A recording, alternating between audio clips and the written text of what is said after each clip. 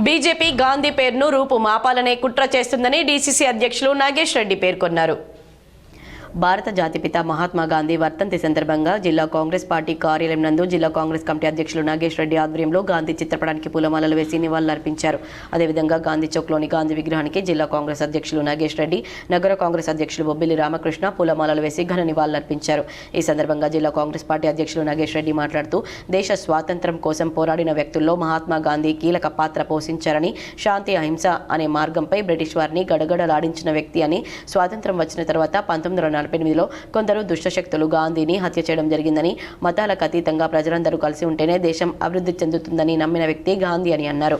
ఈ కార్యక్రమంలో పీసీసీ ప్రధాన కార్యదర్శి రాంభూపాల్, మార్కెట్ కమిటీ చైర్మన్ ముప్ప గంగారెడ్డి, యూత్ కాంగ్రెస్ నాయకులు గన్రాజ్, నగర మహిళా కాంగ్రెస్ అధ్యక్షురాలు రేవతి, డిచ్పల్లి సర్పంచ్ల ఫోరం అధ్యక్షులు వాసు, నగర ఎస్ఎస్ఎల్ అధ్యక్షులు వినయ్, నగర మైనార్టీ అధ్యక్షులు ఎజాజ్, మార్కెట్ కమిటీ సభ్యులు ఈసా, స్వప్న, బంటు బలరాం, సలీం, నూర్, అయ్యూబ్ మరియు తదితరులు పాల్గొన్నారు.